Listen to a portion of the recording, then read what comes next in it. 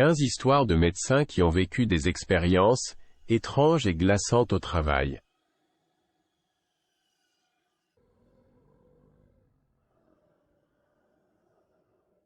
Il arrive parfois aux gens des choses étranges que personne ne peut expliquer. Cela arrive aussi à ceux qui, semble-t-il, sont censés être exceptionnellement rationnels. Les médecins. Il s'avère qu'un bébé qui pleure ou un courant d'air qui souffle dans le dos sont parfois capables d'effrayer autant que les films d'horreur. C'est le personnel hospitalier lui-même qui l'a révélé.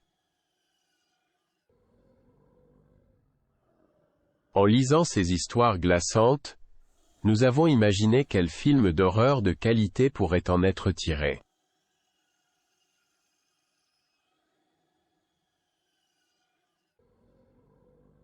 Au tout début de ma carrière, j'ai travaillé comme infirmière dans un hôpital psychiatrique. Il y avait un patient. Appelons-le Mathieu Duchon. Il souffrait de Mustime électif, ce qui signifie qu'il ne parlait pas, mais qu'il n'y avait aucune raison pathologique. Surtout qu'il pouvait parler au début. Il semblait tout à fait normal à l'exception de sa grande taille. Il mesurait plus de 2 mètres. Il s'est engagé dans l'armée à l'âge de 19 ans. Et un jour, il a déserté. Il n'a jamais pu être retrouvé, et a finalement été déclaré disparu, puis mort. 10 ans plus tard, un homme de plus d'1,80 m entre dans un hôpital et déclare à la réceptionniste: « Je m'appelle Mathieu Duchon et je suis mort depuis 10 ans. » Et c'était tout. Il n'a jamais plus dit autre chose. Selon des témoins, l'homme était couvert de poussière et habillé comme le jour de sa disparition. Il allait bien, à part son refus de communiquer. Lorsqu'on a parlé de lui à ses proches, ceux-ci ont répondu qu'ils avaient déjà fait le deuil de leurs proches et que qui qu'il soit, ils ne voulaient pas le connaître.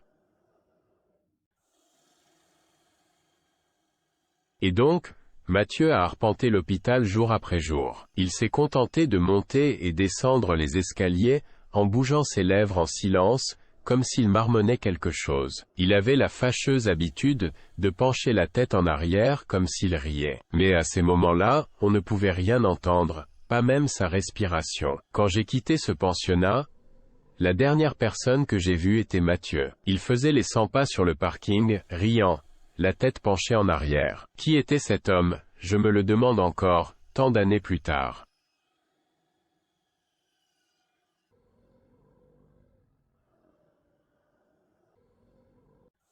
J'ai travaillé dans une petite maison de soins pendant 6 ans, en tant qu'aide-soignante. Avant cela, c'était un orphelinat. Et maintenant, nos patients voient parfois une petite fille à un moment donné de leur vie. C'est ce qui est arrivé à l'un de mes patients. Un homme âgé et agréable, qui connaissait le nom de chaque membre du personnel, et était généralement très attentif. Un jour, je lui ai apporté son dîner, et j'ai vu qu'il était assis, dos à la porte, regardant dans le coin et parlant à quelqu'un. Je lui ai demandé ce qu'il faisait et il a répondu: « Oh, c'est juste une petite fille. Elle est venue dans ma chambre et avait peur pour une raison quelconque. » Il est décédé 3 jours plus tard. Et un autre de mes patients a crié que la fille lui attrapait les jambes, et il lui a demandé de s'éloigner de lui. Il est décédé la même nuit. D'autres patients l'ont vu également. Cela continuait de se produire d'année en année. Et d'autres de mes collègues en ont parlé également. D'une certaine manière, ça me rend anxieux.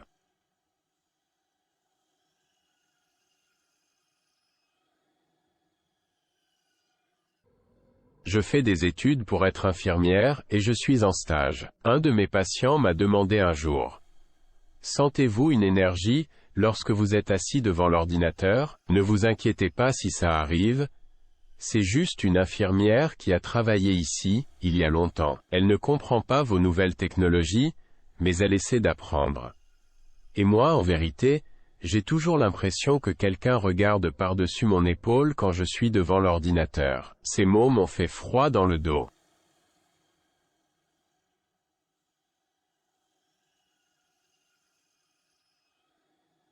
J'ai travaillé dans une maison de retraite pendant de nombreuses années. Une de mes nouvelles patientes a commencé à appeler le personnel dans sa chambre la nuit. Elle m'a dit qu'une femme était venue dans sa chambre et avait essayé de lui parler. Au début, j'ai attribué cela au fait qu'elle était nonagénaire et malade.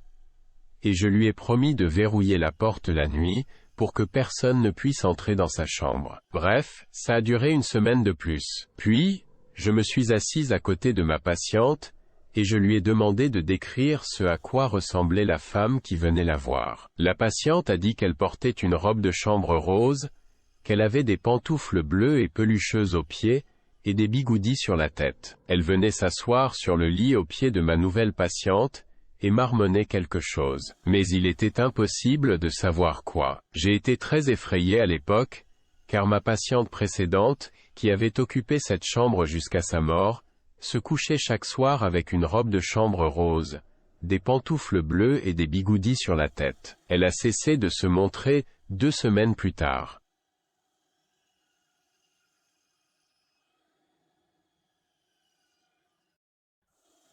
J'ai travaillé comme infirmière dans un hôpital pour enfants, aux soins intensifs. Il y avait un service d'oncologie au même étage, mais de l'autre côté du bâtiment. Une nuit, j'étais en service et vers 3 heures du matin, j'ai décidé de faire une pause café. Les escaliers du service d'oncologie étaient le chemin le plus rapide vers la cafétéria.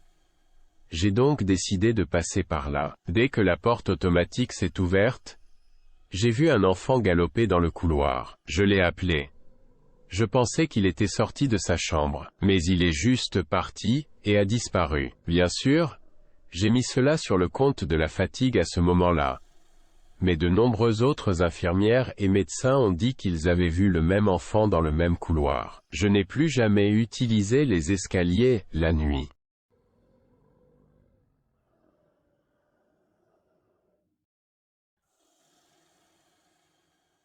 Quand je faisais mon stage à l'hôpital, mon service de nuit se terminait vers 2 heures du matin. Sur le chemin du retour, je voyais parfois une fille d'environ 5 ou 7 ans jouer dans le hall. Lorsque j'ai osé en parler à l'un des médecins, il m'a dit de l'ignorer, et que les esprits ne faisaient que jouer, et qu'ils ne feraient de mal à personne si on faisait semblant de ne pas les remarquer.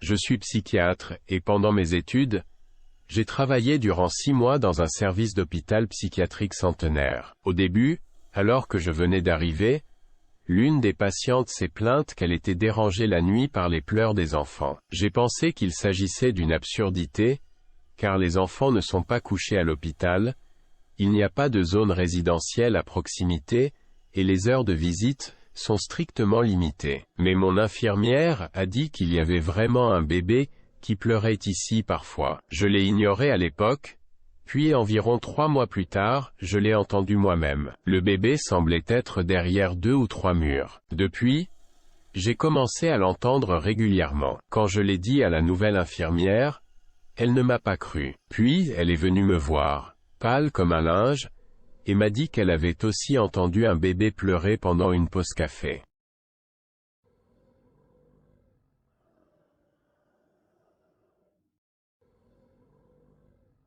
Je travaillais dans une maison de retraite. Les meubles se déplaçaient, et les chasses d'eau étaient tirées toutes seules, les lumières s'allumaient et s'éteignaient. Un jour, une patiente m'a demandé de vérifier si la porte de l'armoire de sa chambre était fermée, car cette femme n'a pas arrêté de sortir et rentrer toute la nuit, et elle perturbait vraiment le sommeil de ma patiente.